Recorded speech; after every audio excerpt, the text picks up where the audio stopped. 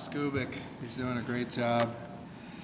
Not here, but he covers this all right, on channel 6 and Fox 2. He's doing a really good job on a lot of things.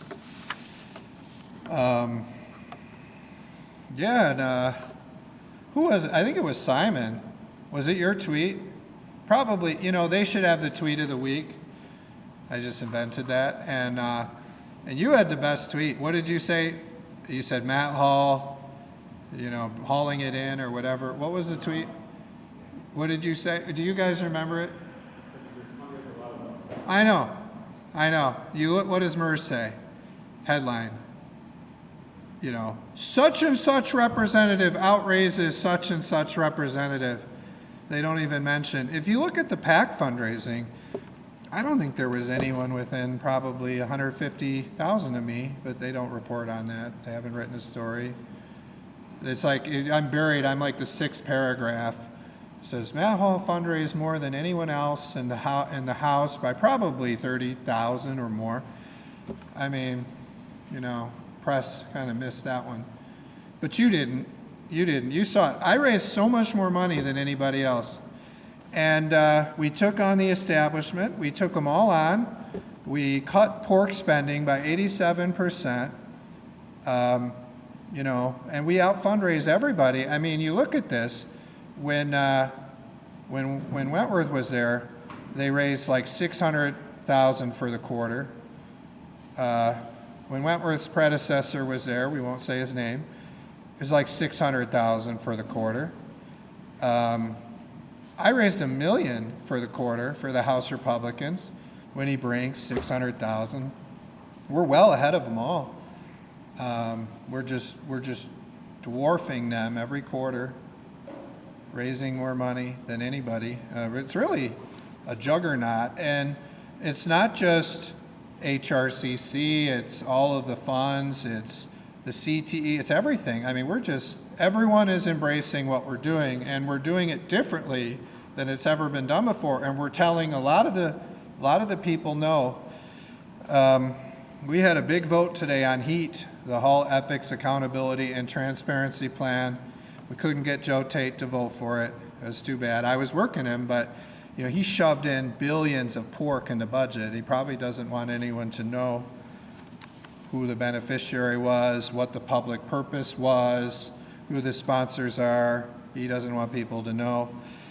I will say, I've got a lot to say about heat, but I just wanted to kind of lay some stuff out. Number one, I'm watching the Democrats in the Senate, and they think right now is the moment to play politics.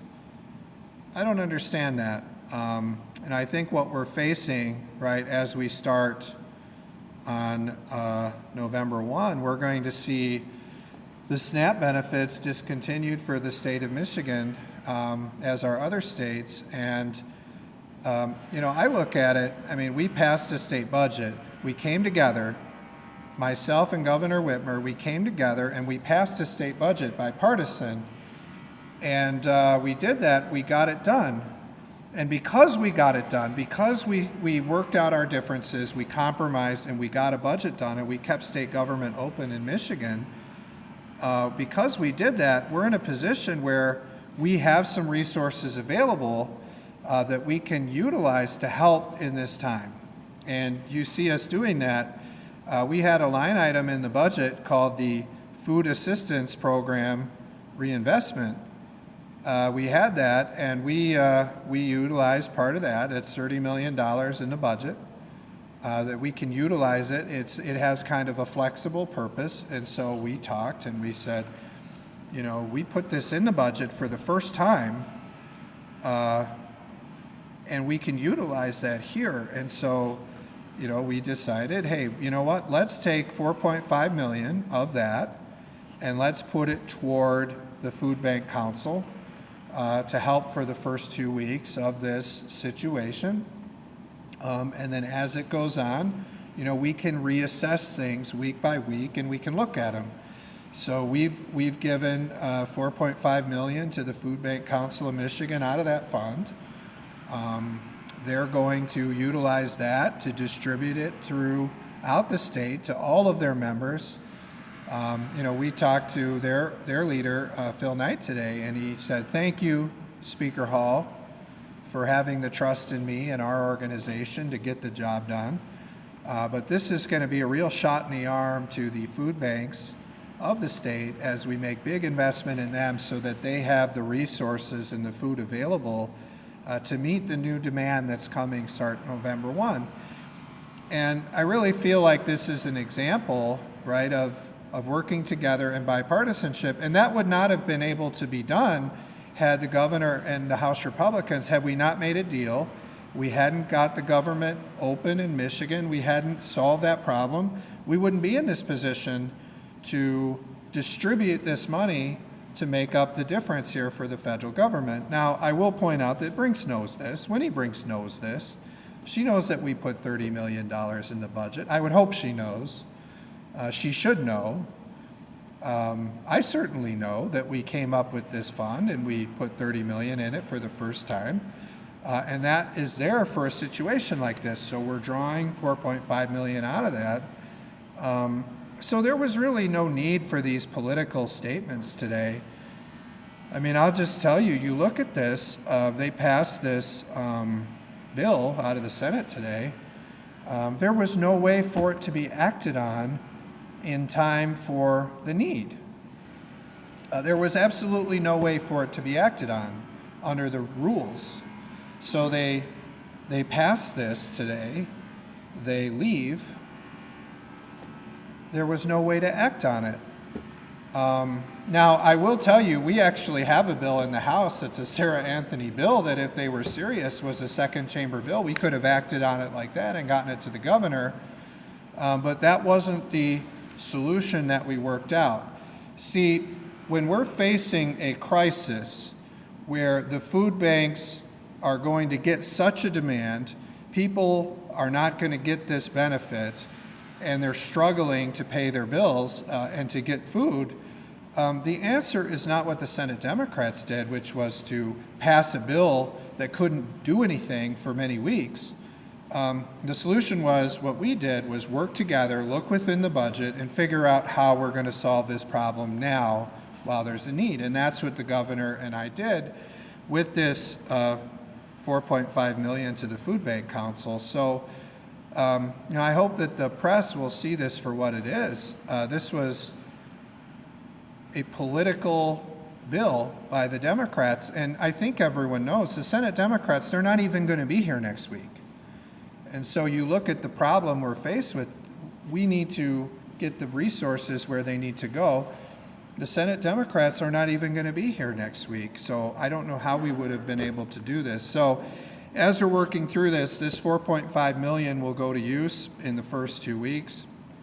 We're going to get a report from the Food Bank Council of Michigan about how this money was spent, did it meet the need, and then we're going to assess week to week, working with the governor to figure out how to meet this need moving forward from week to week. Now, I'll remind the Democrats, I mean, as this shutdown continues, you're going to have other benefits start to go away. You know, things like WIC, which is something a lot of people rely on. So SNAP is not the only problem. But we, the state of Michigan, we do not have the budget to just patch every single hole caused by this federal shutdown. We don't have the resources to do that, and we're not going to do that. And rather than do these political votes, which are clearly political because there would be no way to actually implement them when there's the need, we should be working together on actual solutions that are going to help people, like Governor Whitmer and I did. So as we reach every one of these issues, you know, we're going to work with the governor across party lines and try to problem solve and come up with the solutions. But we don't have the resources, and Winnie Brinks knows this, and the Democrats know this. We don't have the resources to fill every one of these program holes indefinitely. You're not going to be able to do that. And you're not, I mean, let's say we pass the Democrat Senate bill and they fund it for a week. Well, they're not even going to be here next week. So how would we do it for another week? That's crazy. we can't do these political things in such a serious time. We have to actually solve problems, and that's what the governor and I did. And I will note that Brinks is nowhere near this. She's sending over political bills. And then I'll just point out, secondly, they sent us a resolution, and again, it was filled with very political rhetoric. We changed it and we sent it back to them. Again, this isn't the time to blame Republicans or Democrats. I think it's the time to just say, look, we need to reopen the federal government. I mean, at the state level, we had differences, Republican and Democrat. We worked through them, we solved them, we gave them a clean continuing resolution, and then we solved our problems. You're not seeing that in Washington, and you're seeing here in Michigan, Senate Democrats being very political in a time of very serious need. Ultimately, what our resolution today said, and I looked over, I saw many Democrats voting for this today, bipartisan vote in the House. Just get the government open. I guess what people want, just get the government open. Pass a clean continuing resolution. You did it 13 times when Biden was president. And then work out your political differences as quickly as possible and solve the problem. That's what we did in the state of Michigan, and that's what we're urging them to do in Washington. I think it should be done. It can be difficult, but it can be done. We showed it in Michigan. So we're working on that. I just want to point out, with heat, we moved heat today. We're very disappointed about what the Senate is doing on heat. We have a signed agreement that was to be completed by the end of the month. The Democrats in the Senate are failing on that. You see them send over a bill to us that didn't even have immediate effect, okay? So remember, when they send it to us and it's a House bill and it does not have immediate effect, that means we can't send it back to them for immediate effect. We have to change it, right? And so what does it mean when the Democrats have a negotiated deal to do it, to do heat by the end of this month, and then they send us something back without immediate effect that's a House bill? That means they don't want this to apply to them until Brinks is gone, because it wouldn't take effect fast enough for us to deal with it in this next budget. So we probably changed a comma. We sent it back to them. It's an unnecessary step. And then when you look at the actual bill, they're stuck on this 10 days. And I give the Michigan Campaign Finance Network credit. These guys came out and said 10 days is ridiculous. And really, they think the gold standard is 60 days. We passed a bill today at 60 days. It should be 90 days. But, we said, look, since, you guys are stuck on 10 days, we'll do 60 days, 2 months. We can disclose 2 months before the vote who is seeking this money, what is the public benefit, who is the sponsor. We can do all those things, ensuring that there is transparency on this pork spending, which the Democrats are very obsessed with. I think that it's really a shame that the Democrats are not living up to their commitments. And I hope that you all see it's very laughable that 10 days disclosure is very laughable, very laughable. So we said, look, we'll do 60. If you look at heat, we believe in our heat bill that the Auditor General should audit every one of these pork projects. That's something that Brinks and the Senate Democrats are resisting. They don't think that they should do that. That's a point of difference that we've addressed in our bill. Really, why wouldn't we have the Auditor General look at every one of these earmarks and make sure, audit it and make sure it's administered properly? I think that makes a lot of sense. We want to ban the for-profit companies from getting the pork projects. It doesn't make any sense. And what we want to do is we want to ensure that these are reimbursements after the fact. What Senate Democrats are doing is they're trying to go back to handing out the cash up front. you get in those situations like we saw with the Global Link where they're spending money they shouldn't be spending, and then Quentin Messer just says, I don't know what to do, I can't stop them. We believe the way it should work is you spend the money, you send in the receipts, they ensure that it's for a good purpose in alignment with the mission of the spending project, and then they get reimbursed. So we put that language back in there. So I feel like the Senate should adopt the bill we sent them as is and honor their word, and we'll finally get HEAT signed into law. And I'll reiterate, until HEAT becomes law, which is the agreement that we have with the Democrats as part of the budget deal, there will be no Senate bills moving in the House, and they know that. I don't care how long it goes on. They made a commitment. If we can't trust them, we're not going to move any of their bills. It's just the way it is. They should really honor their word. And there's other bills in that agreement that they've agreed to run, and they know what they are. But yeah, it's a pretty bad day, I think, to be a Senate Democrat. It's a tough one, but we're dealing with what we're dealing with. So I'll open it up for questions, and yeah, go ahead, Travers. He had his hand up first. What are your thoughts on the bill package introduced by about dissolving the agency? Oh yeah, I saw that. I haven't read it yet. There's like 53 bills or something. Did you? Who put that tweet out? Someone put. Was it you?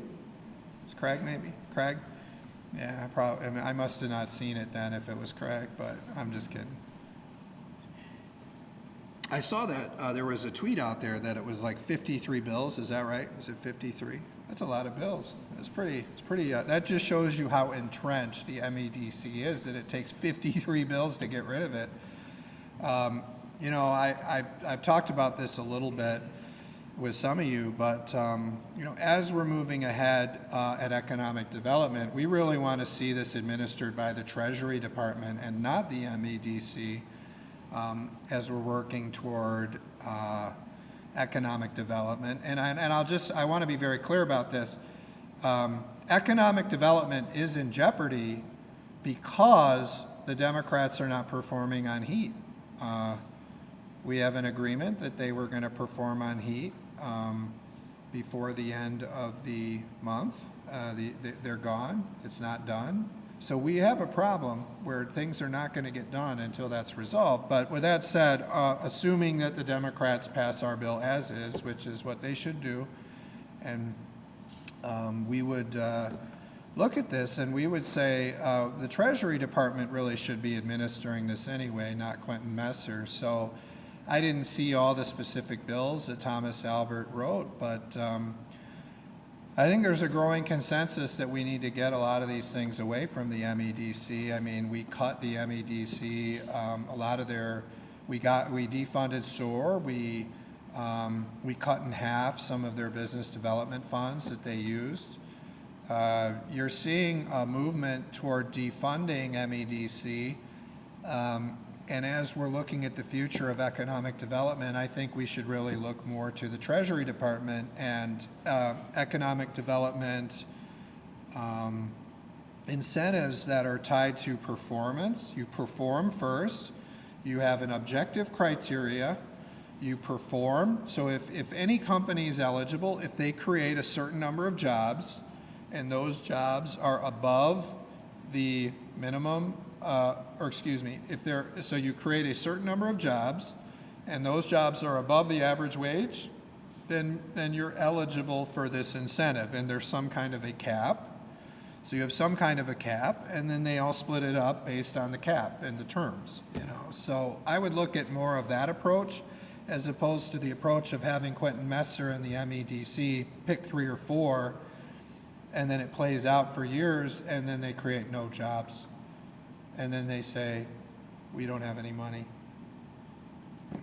Yeah. Today, they announced a pretty large data center near Ann Arbor. My understanding is they're going to be making use of that as a use tax extension last year. Right. Are there any other discussions that you've been part of about additional incentives for that project? No, I've not been part of any conversation about any additional incentives. It'll be interesting to see. I mean, I voted against the data center bills. Now, the data centers demand a lot of power, a lot of energy. So it'll be interesting to see as these data centers come online, how much of a demand they place on energy on what our existing infrastructure is. And there's really going to be a need, in my view, to build more natural gas plants. I was surprised so many Democrats voted for the data centers because there was only one way this was going to go, which was more natural gas plants. Now, I didn't tell them at the time of the vote that's the way it's going to have to go, but that is the way it's going to have to go. There's so much of an energy demand for these data centers, and there's going to be quite a few of them, I believe. I think there's going to be quite a few. You're going to have to see new natural gas plants all over the place, and that's one of the reasons why we're looking at rewriting the energy law. We're looking at, really a rewrite of the energy law that the Democrats passed. Not like they would do. We're not saying just repeal what they said. We're saying, we have to look at it and update it for changing environment. I mean, the wind and solar mandates are not going to work anymore. It's the consensus position that it's so expensive that the Democrat energy law from 23 is going to significantly raise people's rates. And then when you put all these pressures on with all these data centers, you're going to need more natural gas, and it's going to be way too expensive to do it with wind and solar. So these data centers coming on are going to put a lot of pressure, and it's really going to drive a need to rewrite this 23 energy law with a new modern law, and that's what Pauline Wenzel is working on, and her and I are meeting about it quite a bit. And I think you'll see that start to play out early next year. But I look at it, and I will say, what we're seeing with the data centers is very similar to what we saw with SOAR. These local communities are really struggling to embrace these things, and I'd like to see the MEDC and others that are involved do a better job of upfront getting community buy-in on these things, because it's to me it's looking very similar to the battery plants. Like, the battery plants come in and the public don't want them, and we're starting to see that on the data centers too. So I'm hopeful that we see some improvement there on the front end as they're bringing these things into communities. But I voted against it because even though I saw the benefit on the energy side, most of these data centers, they employ very few people, not many people at all, and they are such a draw on energy.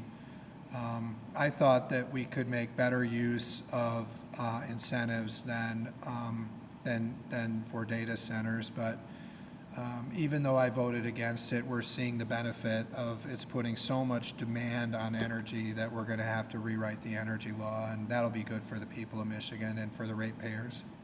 How did we end up doing transparency legislation today? Like, is there a tie to the staff stuff that I'm not seeing? The reason we did the transparency legislation today is because we had a signed budget deal that it was to be completed today. The Democrats broke that deal. And so we sent it back to them because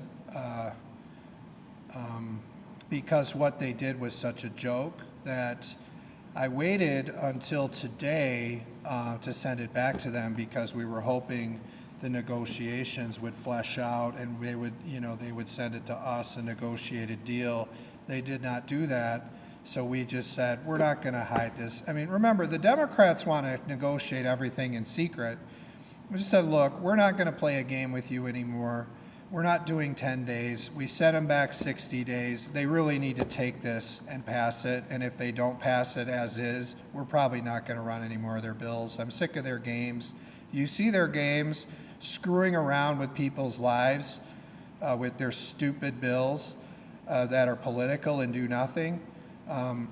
This is a time where we need to solve problems, just like Governor Whitmer and I did on the budget, and thankfully the Democrats empowered Whitmer and we got Brinks to perform.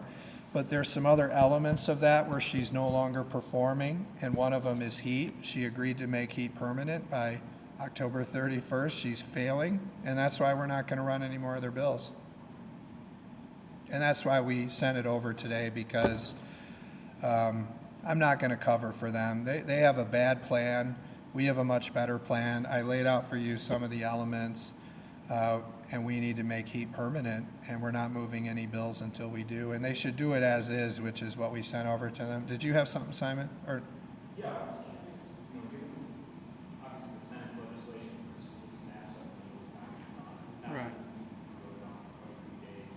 $4.5 million is like a small fraction of the days funding equivalent to what SNAP recipients require. Mm-hmm. Are you in favor of, should the federal government shut down spending on continuing more funding or put forward an appropriations bill that would provide more funding for food systems? Yeah, so what I'm trying to explain to you guys is this bill by the Democrats is performative.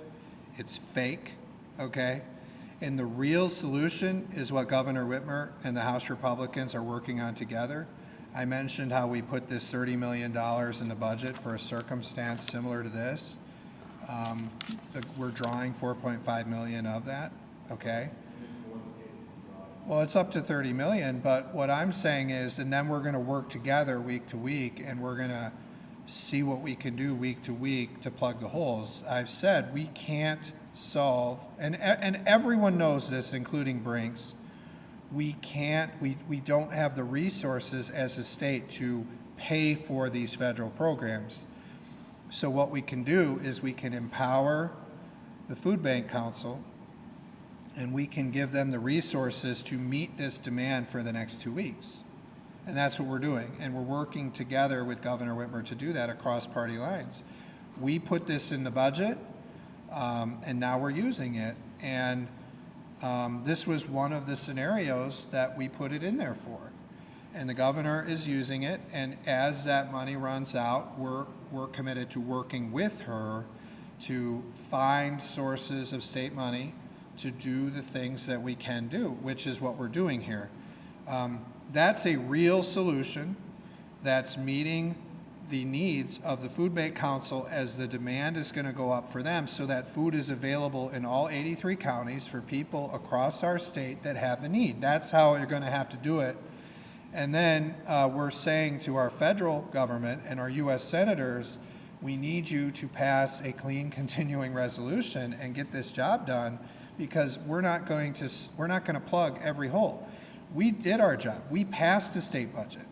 We came together, the House Republicans and Governor Whitmer, and we got a state budget done, and we're providing all of the important state services. Because we got it done, now we've got some resources available that the governor is deploying to do what we can. What we don't have the resources to do is to fill SNAP and WIC and every single one of these programs that are going to start coming one by one as a result of the federal government shutdown. That's where we need our U.S. senators to step up, pass a clean continuing resolution, and then work out their political differences with the expanded time. That's what we did at the state level, and because we did it, we have the resources to do this, and that's what they should do at the federal level.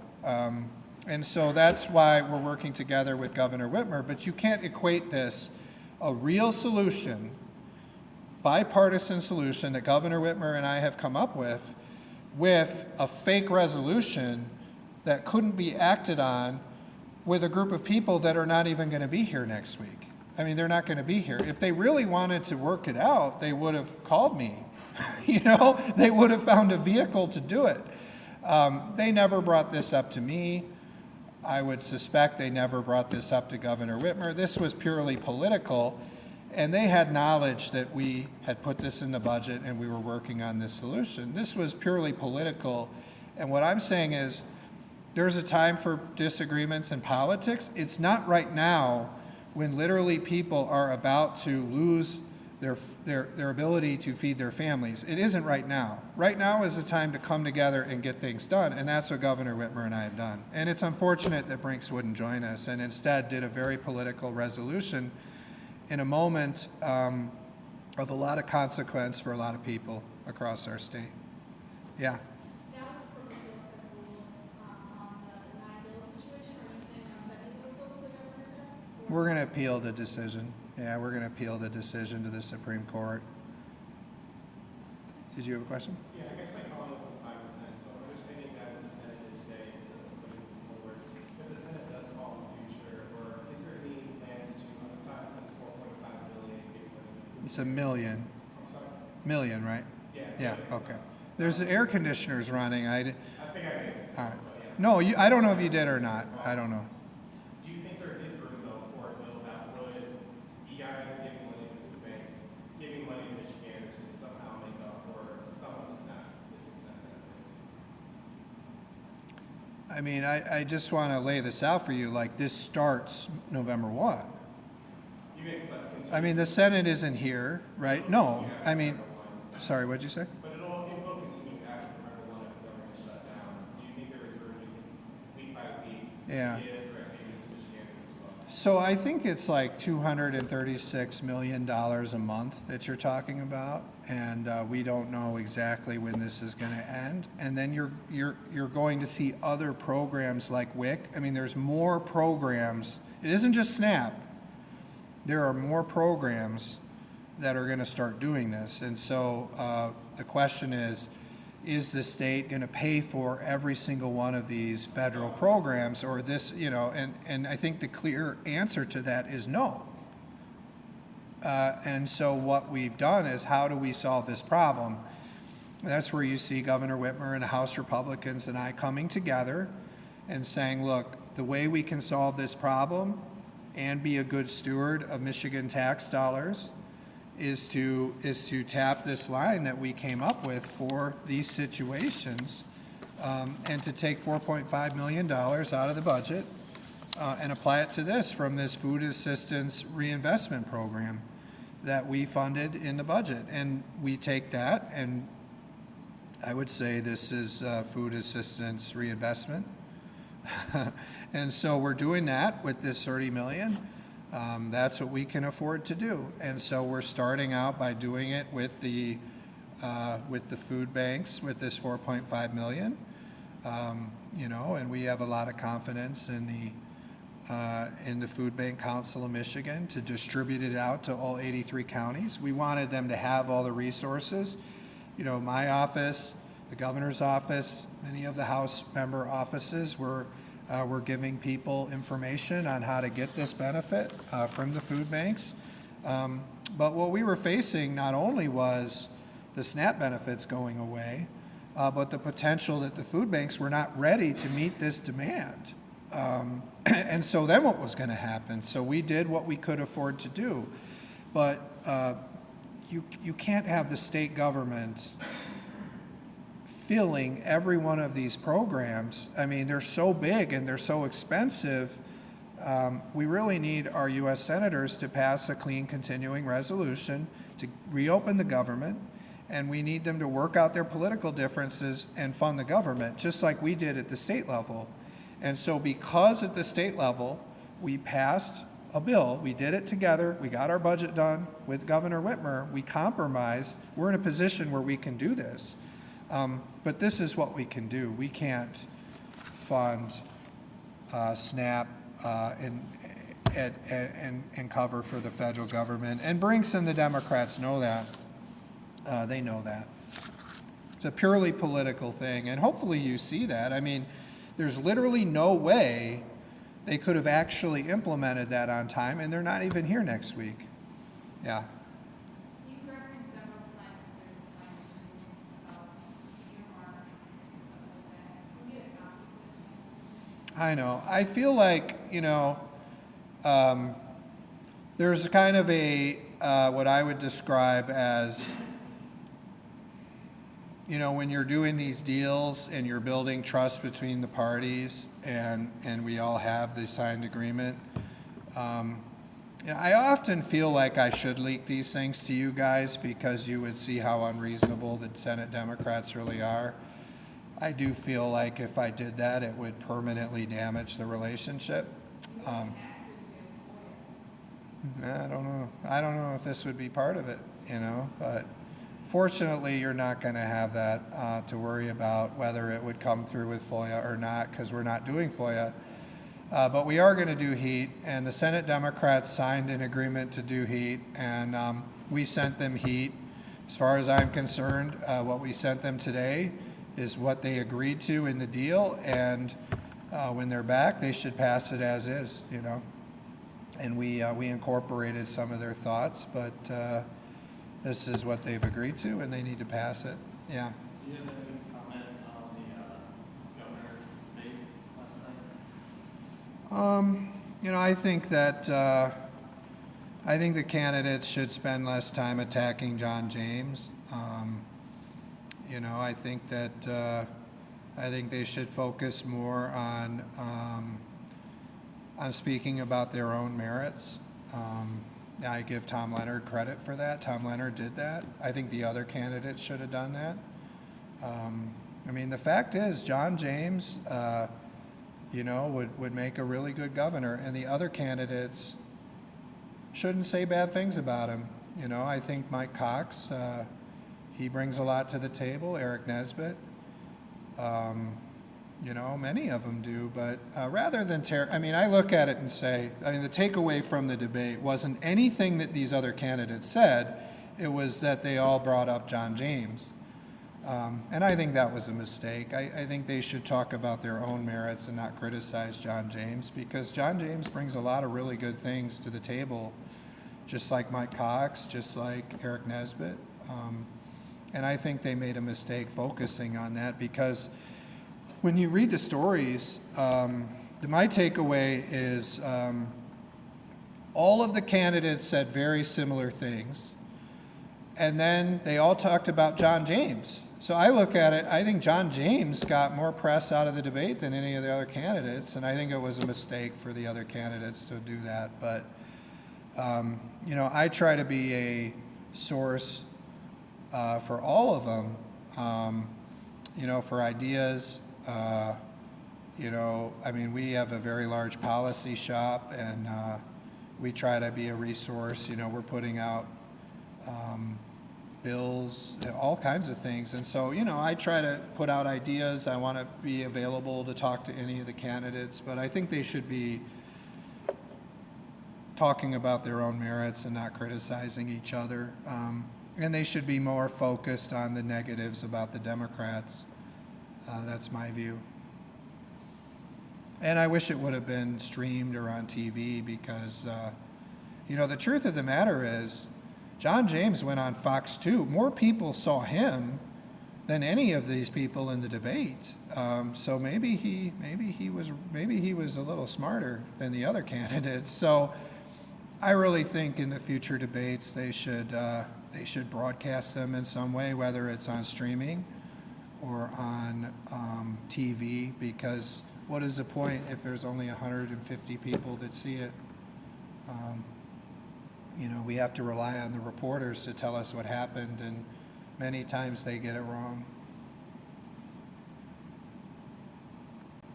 Any other questions? All right, well, thank you to the media. Look forward to doing this again next week. Give you guys something to talk about.